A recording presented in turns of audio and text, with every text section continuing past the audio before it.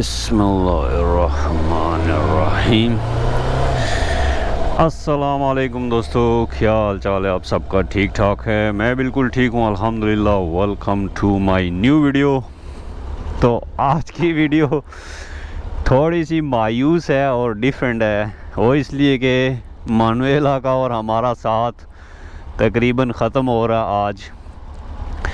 तो वो आपको बताते हैं क्यों।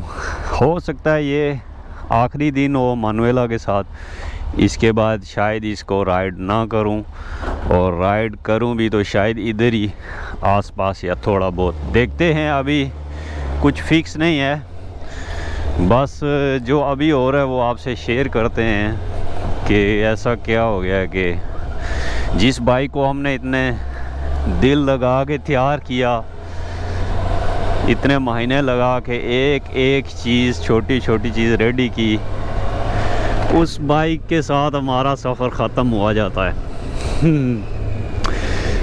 तो सीन ये हुआ है दोस्तों, दुख तो होता है यार, इतना टाइम लगाया हो बंदे ने किसी चीज़ पे, या फ़र्ज़ करें किसी इंसान पे, या किसी भी आप सोच सकते हैं चीज़ पे टाइम लगाया हो, आपने दिल से मेहनत की हो पूरी ईमानदारी से, सब जो समझ रहे मैं कहना चाह रहा हूँ, और फिर 1 साल के बाद, 1.5 साल के बाद आपको उस चीज़ को छोड़ना पड़े जिसको आपने रेडी किया हो, तैयार किया हो इतने शौक़ से। एक तो होता है ना नॉर्मली, फॉर एग्ज़ाम्पल एक कोई बाइक लें, आज लें, थोड़ी चलाएं, कल बेच दें या छोड़ दें तो अलग बात है। एक होता है जैसे कि इस बाइक को मैंने एक सेकंड लाइफ दी थी, ये डेड थी, एक किस्म की ख़त्म थी, इसने अपनी लाइफ पूरी कर ली थी। तो ये 2000 मॉडल है, अभी 2025 चल रहा है, तो 25 साल पुराना था। एक बाइक की ज़्यादा से ज़्यादा लाइफ होती है 10 साल 12 साल, जो उसकी सही लाइफ होती है। उसके बाद बहुत सी बाइक्स होती हैं जो बस ऐसे ही कचरे में पड़ी रहती हैं, ख़त्म हो जाती हैं, फेंक दी जाती हैं, और उनमें से कुछ चंद एक बाइक होती हैं जो शौकिया लोगों ने रखी होती हैं, उनको बचा के रखते हैं। तो ये बाइक एक किस्म की ख़त्म थी, इसका जो है लाइफ पूरी हो चुकी थी, और इसको मैंने रेस्क्यू किया और अपने लिए रेडी किया। मगर किस्मत देखें कि ये 1 साल बस मैं इसको यूज़ कर सका हूँ, और आज इसका सफ़र ख़त्म हो रहा है। तो अभी ये करना है कि जाके इसकी जो इंश्योरेंस है उसको स्टॉप करने जा रहा हूँ, कि आज इसकी इंश्योरेंस स्टॉप हो जाएगी। तो 5-10 दिन और हैं मेरे पास। 1 साल की इंश्योरेंस होती है 12 महीनों की, तो 12 महीने इसके इंश्योरेंस के ख़त्म होने वाले हैं। तो मैंने कहा पहले ही जाके आज इसका जो है ना फ़ाइल क्लोज़ करा दूं जाके। तो सीन ये हुआ, जैसा कि आपको पता है, ये 95 हॉर्स पावर है, और मेरे पास जो लाइसेंस हैं वो पिछले 3 स्टेप जो होते हैं वो हैं, ये चौथा होता है, तो फिर आप चला सकते हैं। तो गाड़ी का एक ही लाइसेंस होता है, बाइक के यहाँ पे यूरोप में 4 लाइसेंस होते हैं। तो जैसे बस का अलग होता है, ट्रक का अलग होता है, कार का अलग होता है। तो नॉर्मली हर किसी के पास कार का होता है, तो ट्रक के लिए अलग से करना पड़ता है बस। तो ये एक किस्म का समझ लें आखिरी लेवल है बाइक्स में, मतलब 49 हॉर्स पावर के बाद की अगर कोई बाइक है तो उसके लिए आपको ए लाइसेंस चाहिए होता है। तो जो मैं कर रहा था, तो आपने देखी होंगी वीडियोस, तो उसके भी अलग से एक वीडियो आएगी, लाइसेंस कैसे क्या, वो मैंने वैसे बनाई हुई है, मगर एक अलग से बाइक पे स्पेशल बनाऊंगा कि कैसे टेस्ट होता है ये वो तो देखते हैं। अच्छा वो बात छोड़ें, वो साइड पे। तो ये हो गया जी 95 हॉर्स पावर है, जबकि जो मेरे पास लाइसेंस है वो A2 है, मतलब पहले 3 मैंने पास किए हुए हैं। तो उसके लिए मुझे ऐसा बाइक रखना होगा जो उससे नीचे का हो, 49 हॉर्स पावर का, जबकि ये 100 हॉर्स पावर है। 95 या 98 है, चलो 100 कहते हैं, इजी रहता है कहने में। 100 हॉर्स पावर है ये, तो इसको मैं अब नहीं चला सकता, क्योंकि लाइसेंस की जो डेट थी वो मेरे पास, जब मैंने पहला टेस्ट पास किया था उन्होंने 1 साल का मुझे दिया, उस साल के अंदर मुझे दूसरा टेस्ट पास करना था। तो जब पहला पास किया उसमें 3-4 महीने तो गुजर चुके थे ना पहला पास करने में। तो जब दूसरा पास करने की बारी आई तो मैं फ़ेल हो गया, मतलब 2 बार फेल हुआ। हाँ 2 बार फेल हुआ, एक बार पहले जब जाया मैं फ़ेल हो गया, दूसरी बार मैंने ख़ुद बुक किया अपने इसी बाइक के साथ, क्योंकि रूल ये था कि आप अपनी बाइक के साथ बुकिंग करके जा सकते हो। तो पहली बार आपको स्कूल के साथ आना होगा, मगर थोड़ा सा रूल पता नहीं क्या हुआ, चेंज हो गया। मैंने इसके साथ बुकिंग की बाइक की खुद ही। तो 2-3 महीने 3.5 महीने मैंने वेट किया जब तक मेरा टेस्ट आता, टाइम आता। तो उस वेट के दौरान उन्होंने ना मुझे ईमेल की ना मैसेज किया। जिस दिन मैं टेस्ट देने गया वहाँ पहुँचा तो उन्होंने कहा आपका टेस्ट तो नहीं है। मैंने कहा क्यों? कहते हैं आप नहीं दे सकते, अपनी बाइक के साथ स्कूल के साथ आएँ, ऐसे नहीं है, तो ये रूल अब नहीं अलाउ होगा, ऐसा कुछ कहा उन्होंने। तो मैंने कहा मैं 3 महीने से वेट कर रहा हूँ, 3.5 से फ़ीस भी दे दी, फ़ीस भी रिटर्न नहीं की उन्होंने मेरी।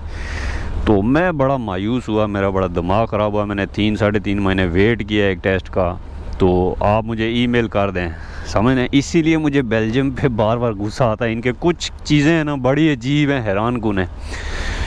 तो ये सारी स्टोरी हुई, मैं फिर वापस आ गया, फिर स्कूल में गया तो समझ लें मेरे एक्स्ट्रा पैसे भी लगे, मेरे बहुत सारे पैसे लग गए इस चक्कर में। मतलब कम से कम मेरा 1500 यूरो से क्रॉस हो चुका है, तो अभी तक पास नहीं हुआ। स्कूल की फ़ीसेस और इनके जो टेस्ट के एग्ज़ाम है, और ये समझ ले गाड़ी के बराबर का ख़र्चा हो गया है। तो मैं बड़ा जो ना मायूस और दुखी था, गुस्सा भी था इस सिस्टम पे। फिर मैंने कहा चलें, स्कूल गया तो स्कूल वालों के साथ बुकिंग की। अब मेरे पास जो ये लाइसेंस है ना, लास्ट वाला जो उन्होंने 1 साल के लिए दिया था, जो मैंने पहला टेस्ट पास किया, तो उसकी डेट भी ख़त्म होने वाली, क्योंकि मेरा टाइम बहुत ज़ाया हो गया। और बुकिंग से पहले मतलब अब मेरे पास वो टाइम नहीं है, तो अब मुझे दोबारा से सारा शुरू से करना पड़ेगा, समझ रहे हैं आप। तो क्या वजह हुई कि मेरे वो जो 3.5 महीने ज़ाया हुए, उसकी वजह से अब मेरे पास टाइम नहीं बचा है। बहुत फजूल 2 बार मुझे उन्होंने मतलब फ़ेल किया।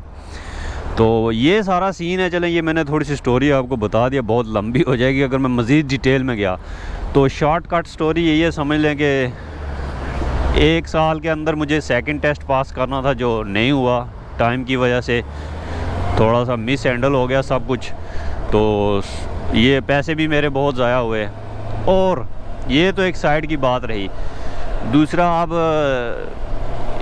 25-26 तारीख तक 4-5 दिन हो रहे हैं उस लाइसेंस के मेरे पास। तो मैं इस बाइक को फिर मज़ीद नहीं चला सकता जब तक कि मैं पास ना कर लूँ। तो दूसरी बात, ये बाइक मैं लेके गया हूँ अभी लॉन्ग ट्रिप पे, 4 दिन का ट्रिप मारा लग्जमबर्ग। तो उसमें मैंने फ़ील किया है बहुत थकाता है, बहुत थकावट हो जाती है मुझे। मेरी राइट बाजू, शोल्डर, हाथ और कमर इस पे बहुत थकती थी। तो इस पे मैं पाकिस्तान नहीं आ सकता। मेरा प्लान यही था कि मैं तैयारी कर रहा था, आहिस्ता आहिस्ता मैंने पाकिस्तान आना है बाई रोड, यहाँ बेल्जियम से पाकिस्तान, फिर कश्मीर आना था, चड़ोई कोटली एरिया में अपना इलाका है, तो उधर आना था, मगर मैं नहीं आ सकता इस पे। ये बहुत डिफ़िकल्ट बाइक है, इसलिए फ़ैसला लिया है कि आहिस्ता आहिस्ता ये सारा कुछ जो है करते हैं क्लोज़, इस बाइक को करते हैं क्लोज़, इसकी इंश्योरेंस करते हैं बंद, और फिर कोई नया बाइक देखते हैं जो कि 2 सिलेंडर बाइक हो। ये 4 सिलेंडर है और ये ज़्यादा फ्यूल भी लेता है और थकाता भी बहुत है, और इसकी पोजीशन भी चलाने की बड़ी डिफ़िकल्ट, ऐसे लेट के आगे जैसे स्पोर्ट्स बाइक की होती है। तो हमें वो बाइक चाहिए जिस पे हम सीधे बैठे हों, लाइक बंदा कुर्सी पे बैठा होता हो, तो हैंडल उसका यहाँ पे हो, वो बाइक हमें चाहिए। ये आगे लेट के चलाने वाला बाइक, ज़्यादा लंबा सफ़र नहीं हम इस पे कर सकते। तो ये 2, 4, 5 रीज़न है। एक तो लाइसेंस ख़त्म हो गया, दूसरा लाइसेंस तो मैं 2-3 महीनों में कर लूँगा। अभी नेक्स्ट डेट मैंने ली हुई है स्कूल के साथ, तो अभी वो 2-3 महीनों में मिल जाएगी, वो तो हो जाएगा इंशाल्लाह। दूसरा जो मेन इम्पोर्टेंट है, ये 4 सिलेंडर है और फ्यूल का ख़र्चा ज़्यादा है, और लंबे ट्रिप्स पे बहुत ज़्यादा ख़र्चा हो जाता है, ठीक है। तो बाइक जो ट्रैवलर्स होते हैं उनको बजट के अंदर ट्रैवल करना होता है, ये चीज़ें देखनी पड़ती हैं। तो ख़र्चे का चौथा ये है कि बहुत हैवी है, 220 किलो इसका वज़न है, और ऊपर मैं बैठा हूँ और पीछे लगेज हो तो ज़्यादा हो जाता है बहुत, ये भी इशू है। तो चौथा इशू इसका ये है, 4 सिलेंडर है, मुझे सिर्फ 2 सिलेंडर चाहिए। बहुत ज़्यादा ये पावर है, 95 हॉर्स पावर है। इतनी हॉर्स पावर मैं यूज़ भी नहीं करता, और करना क्या है, तो वैसे ये हाईवे पे किस्म का शहज़ादा बाइक है, हाईवे पे तो बहुत मज़ा करता है ये, मगर हमें देखना होगा कि हमारे हिसाब से, हमारे सफ़र के हिसाब से इस पे लगेज सिस्टम नहीं सही से सेट हो सकता। तो बाइक वो लेना है जिसके साथ साइड पे 2 बॉक्सेस लगते हों, उस टाइप का कोई बाइक लेना है। ये वाला जो है ना टफ़ काम हो जाता है, क्योंकि सब आपने लास्ट सीरीज़ में देखा होगा कि मैंने जो सामान बांधा है कितना मुश्किल से, साथ में एक पैसेंजर भी हो तो और टफ़ काम है। तो इसलिए बाइक मुझे वो चाहिए जिस पे साइड पे 2 बॉक्सेस लगे हों, पीछे एक टॉप बॉक्स हो, सारा सामान बॉक्सेस के अंदर हो, सेफ़ हो, ताकि इजीली बंदा सफ़र करे और कहीं भी खड़ा करके लॉक करके कहीं दूर जा सके। अब सामान बाइक पे दूसरी तरह लगा होता है खुला, तो बाइक कहीं छोड़ के जैसे किसी लोकेशन पे जाएँ, हाइक करके थोड़ा ऊपर जाना पड़े तो नहीं जा सकते। तो ये चीज़ें जो है ना मेरे लिए हैं। तो ये सारी चीज़ें अभी देखे, बच्चे कह रहे थे रेस दो बच्चे स्कूल के तो ये चीज़ें। और क्या चीज़ थी जी, हैवी बहुत है, ये तो मैंने आपको बता दिया, हैवी बहुत है। लास्ट ट्रिप में आपने देखा गिरा भी है, तो वो तो चलो बाइक गिरते रहते वो इशू नहीं है, मगर हैवी बहुत है, इसलिए थकावट भी ज़्यादा होती है। दूसरा, मुझे बाइक पसंद है जिनके अगला टायर पतला और बड़ा हो और पिछला टायर थोड़ा नॉर्मल साइज़ का। तो इनके तो आलमोस्ट सेम ही होते हैं, समझ रहे हैं। ताकि बाइक वो चाहिए जो थोड़ा सा ऑफ रोड भी कर ले, क्योंकि फ़र्ज़ करें यहाँ से मैं अगर पाकिस्तान आ रहा हूँ तो शायद मैं कहीं जिग जैग मार के आऊँ, ऐसे एरियाज़ में से घूम के आऊँ जहाँ पे रोड्स ठीक ना हों, क्योंकि ऐसे यूरोप वाली रोड तो हर तरफ नहीं होती ना, रास्ते में कुछ भी हो सकता है। तो बाइक वो चाहिए जिसका ग्राउंड क्लियरेंस थोड़ा ज़्यादा हो, नीचे से बाइक थोड़ा ऊंचा हो, उसके टायर, सस्पेंशन। इसकी सस्पेंशन भी मैं बताना चाह रहा था, भूल गया हूँ, काफ़ी हार्ड है और मतलब उस तरह की नहीं है जिस तरह की मुझे चाहिए। तो नॉर्मल हाईवे और इन रोडों के लिए तो ओके है, नो इशू है, मगर जब फुल लोडेड बाइक और इस तरह का, तो सस्पेंशन भी मुझे एक ज़बरदस्त किस्म की सस्पेंशन चाहिए। तो उस टाइप का बाइक देखना, लाइक टाल बाइक हो, ऊँचा हो और उस पर लगे सिस्टम ठीक से लगा हो। बाकी बंदा कर लेता है, और इसमें क्रूज़ कंट्रोल भी नहीं है और ABS ब्रेक्स भी नहीं है। तो ये वैसे तो कोई नहीं, मैं कर सकता हूँ हैंडल बाइक को, ऐसा कोई इशू नहीं है, मगर अगर वो 2 चीज़ें किसी और बाइक में मिल जाएं तो ज़्यादा फ़ायदा है। कम से कम ABS ब्रेक तो होनी चाहिए, क्रूज़ कंट्रोल की खैर है, मगर ये सारे फीचर्स हैं, ये अलग बात है। तो और भी पता नहीं, मैं बहुत सारी चीज़ें मिस कर रहा हूँ आज, थोड़ा सा एवं दिल भी ऐसे लग रहा है जैसे मेरी और इसकी तलाक हो रही हो आज समझ ले, अजीब सा मेरा जो है ना मूड हो रहा है। मानुएला की और मेरी समझ लें आज डिवोर्स हो रही है। मैंने बहुत कुछ सोचा था इसके साथ, इसको मैंने जब रेडी कर रहा था यही सोच के रेडी कर रहा था कि मैं इसको पाकिस्तान लेके आऊँगा, कश्मीर लेके आऊँगा, मगर अभी इधर मैंने सारा कुछ ट्राई किया है, तो उस तरह का ये सूटेबल बाइक नहीं। आ जाता है, ये ऐसा कोई इशू नहीं है कि नहीं आता है, आ जाता है, कहीं भी चला जाता है, वो बात नहीं है, मगर थोड़ा सा अपना कंफर्ट भी देखना पड़ता है कि लंबा सफ़र है तो उसमें जो है इशू होगा, काफ़ी प्रॉब्लम होगी। तो इसलिए अपना थोड़ा सा कंफर्ट भी देखना, ज़रूरत के मुताबिक क्या क्या चाहिए होगा वो सारी चीज़ें देखनी पड़ती हैं। तो इसलिए अभी देखते हैं, कुछ भी पत्थर पे लकीर नहीं होता है। आज हम इसका इंश्योरेंस बंद करके, हो सकता है मैं इसको बेच दूं, हो सकता है मैं ना भी बेचूं, हो सकता है मैं अंदर कहीं रख दूं, मगर मैं ये सोचता हूँ अब ये बाइक किसी के काम आना चाहिए ना। फॉर एग्ज़ाम्पल अंदर बंदा क्या रख दे, खड़ा खड़ा बाइक ख़राब हो जाता है, तो किसी के काम तो है ना कोई। अब ये बिल्कुल रेडी बाइक है, इसमें कुछ भी चेंजिंग नहीं करनी थी, सब कुछ ओके है 100%। तो जब बाइक आप खड़ा कर दे 1 साल 2 साल तो वो बेकार हो जाता है, उसके अंदर से पार्ट सारे जो है ना वो सारे बेकार हो जाते हैं। तो ये इशू है। तो देखते हैं, अभी कुछ नहीं है, आज फ़िलहाल सिर्फ इतना ही है कि इसकी जाके इंश्योरेंस स्टॉप करानी है और बस फिर इसको वॉश करना है कल परसों, क्योंकि अभी 5-10 दिन है, 5-8 दिन है, उसके बाद हम इसको स्टोर कर देंगे, फिर शायद भेज दें या ना भेज दें वो देखा जाएगा। मगर ये श्योर है, ये पक्का है कि हमने कोई और बाइक देखनी है अभी, और 2 सिलेंडर होनी चाहिए और कम सीसी की होनी चाहिए, 400-500 सीसी, मगर 600 भी हो, मगर पावर इतनी ज़्यादा नहीं चाहिए। वैसे तो यूरोप में बाइक्स पावरफुल ही चाहिए, क्योंकि हाईवे पे हमेशा पावरफुल बाइक चाहिए। यहाँ यूरोप में जो है, यूरोप से निकल रहा है प्लूरल हो रहा है, सिंगल प्लूरल नहीं है यूरोप। तो यूरोप में रोड्स ऐसी हैं, हाईवे फॉर एग्ज़ाम्पल, तो वहाँ तो आपको पावर चाहिए चाहिए, मगर देखते हैं कुछ चीज़ों में इस बाइक का बहुत फ़ायदा है, कुछ चीज़ों में नहीं है। तो इसी तरह हर बाइक में अब जो दूसरी देखूंगा उसमें भी कुछ नुकसान होगा, कुछ फ़ायदा भी होगा। तो ये सारी चीज़ें लगी रहेंगी। अभी ये हमारी पहली और आखिरी बाइक नहीं है, ये मेरी तीसरी बाइक है यूरोप में, और अभी चौथी घर खड़ी की हुई है 125 YBR। शायद उस पर मैं ट्रिप करूँ कोई छोटा मोटा, देखते हैं, या कुछ भी हो सकता है। तो ये सारी स्टोरी है जी जो मैं आपके साथ एक्सप्लेन कर रहा हूँ, क्योंकि आप व्यूवर्स, आप दोस्तों के साथ ही सारा कुछ मैं शेयर करता हूँ यूट्यूब पे। तो ये चीज़ भी ज़रूरी थी कि सब कुछ सिर्फ अच्छा शो नहीं कराना होता है, जो बैड एक्सपीरियंस हो रहा हो, जो भी हो हालात वाक़यात, वो आपसे शेयर करना ज़रूरी है, ताकि जो इस तरह के शौक़ रखता है वो उसको भी पता हो सब कुछ अच्छा नहीं होता है। तो कुछ फ़ैसले या कुछ चीज़ें ऐसी लेनी पड़ती हैं, करनी पड़ती हैं, जो कि आपका दिल नहीं चाहता है। अब मेरा दिल नहीं चाहता है मैं इस बाइक से छोड़ूं या बेचूं या और लूं, क्योंकि इस पे मैंने बहुत मेहनत की है, सिर्फ ले के यूज़ नहीं किया, इसको मैंने तैयार किया है।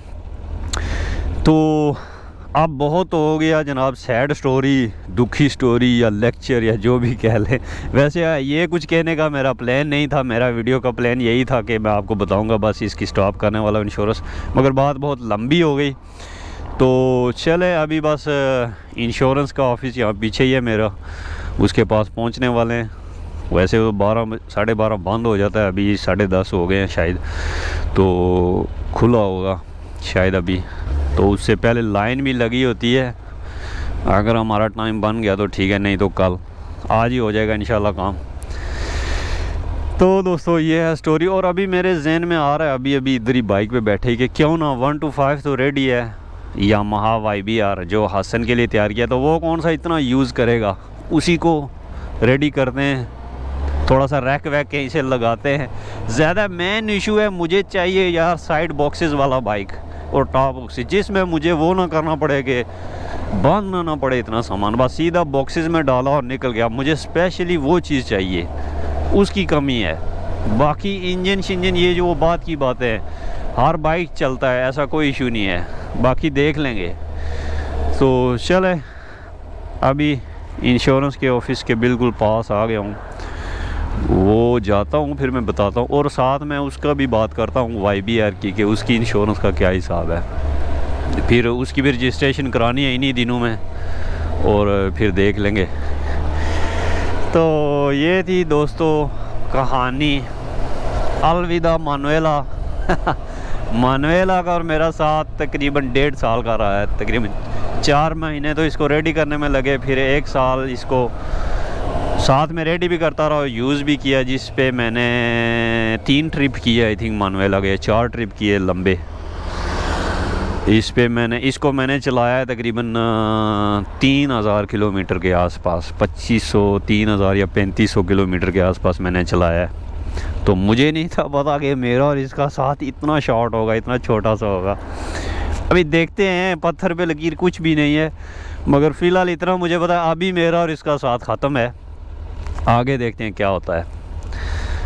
तो मानुएला जहाँ भी रहना, खुश रहना, कोई नहीं मसला। बाइक जो होती है ना यार, उससे बड़े इमोशंस जुड़ जाते हैं, पता नहीं क्यों।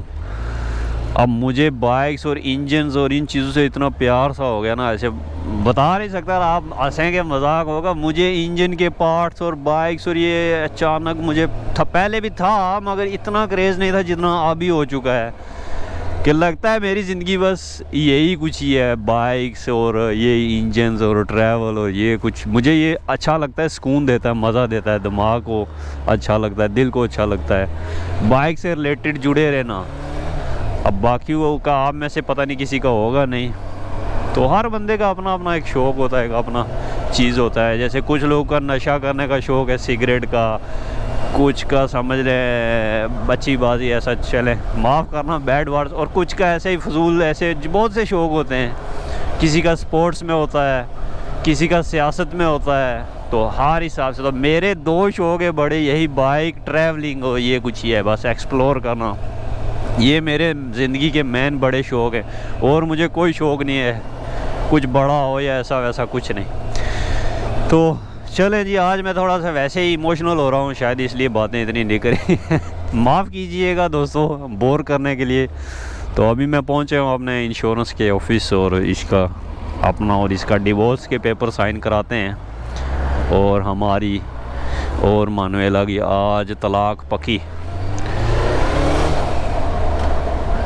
और किधर गया यार, इधर था ऑफिस, हाँ वो सामने आ गया।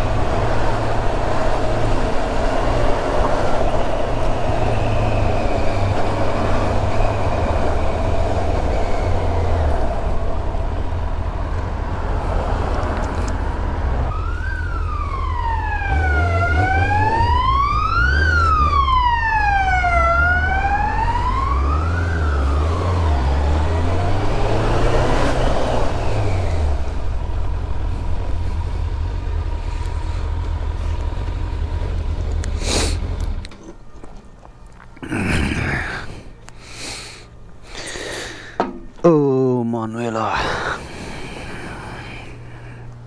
जी। तो दोस्तों मानुएला का हमने कॉन्ट्रैक्ट कर दिया स्टॉप और आज हमने ये करना है, इसकी नंबर प्लेट उतारनी है और बी पोस्ट में जाना है और उनको देनी है, फिर वो जाएगी वापस अपने मेन ऑफिस में DIV में और फिर वहाँ से हफ्ता लगेगा कंफर्मेशन होने में, कैंसिल होने में, और फिर इंश्योरेंस वालों को फिर कांटेक्ट करेंगे और ख़त्म हो जाएगी। तो इतना था जी हमारा और मानुएला का साथ और अभी ख़त्म हो चुका है। तो इस चीज़ को हम सेलिब्रेट कर रहे हैं, इस उदासी को हम सेलिब्रेट कर रहे हैं इस दरिया पे बैठ के। तो थोड़ा सा टाइम स्पेंड करते हैं फिर घर चलते हैं और अभी बस इतना ही काम है, बस नंबर प्लेट वापस भेजनी है और इंश्योरेंस स्टॉप करानी है और उसके बाद जो छोटा बाइक है मैंने सोचा उसी को रजिस्टर कराते हैं अपने नाम पे, उसी की इंश्योरेंस वगैरह स्टार्ट कराते हैं और फिर उसी पे कुछ टाइम के लिए सफ़र करते हैं और देखते हैं फिर नेक्स्ट क्या होगा। तो ये वीडियो इतनी ही थी। Thank you for watching. Next मिलते हैं अगली वीडियो में, तब तक अपना ख्याल रखिएगा। अल्लाह हाफिज़, बाय बाय। और मानुएला को भी आज आखिरी बार बाय बाय कर दें, फिर हो सकता है आपको ना दिखे। तो see you in next video, bye bye.